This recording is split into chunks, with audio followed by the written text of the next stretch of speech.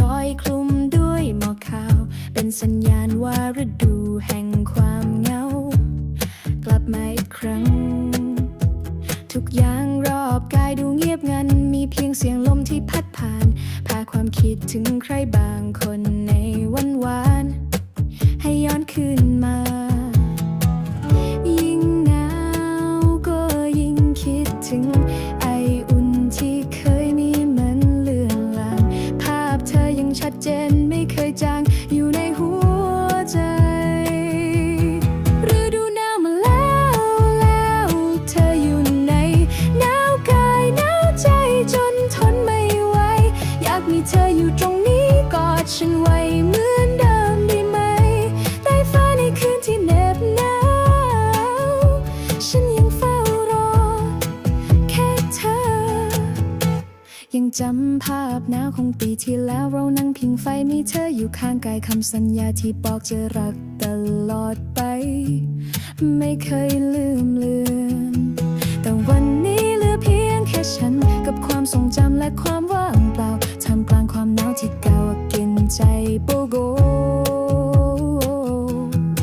ฤดูหนาวมาแล้วเธออยู่ไหนหนาวกายหนาวใจจนทนไม่ไหวอยากมีเธออยู่ตรงนี้กอดฉันไว้เหมือนเดิมได้ไหมใต้ฟ้าในคืนที่เหน็บหนาว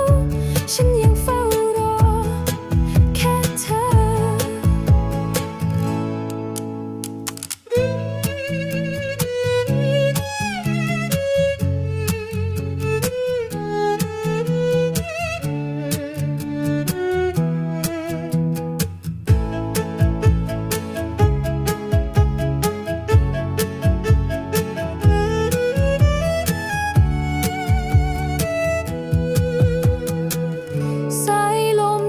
พัดไปกระซิบถามว่าเธอยังคิดถึงกันบ้างไหม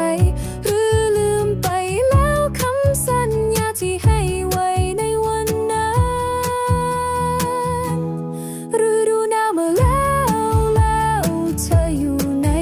หนาวกายหนาวใจจนทนไม่ไหวอยากมีเธออยู่ตรงนี้กอดฉันไว้เหมือนเดิมได้ไหมใต้ฟ้าในคืนที่เหน็บหนาวฉันยังเฝ้ารอแค่เธอ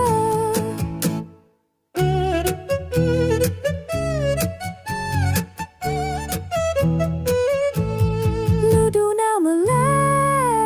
วและฉันยังรอที่เดิม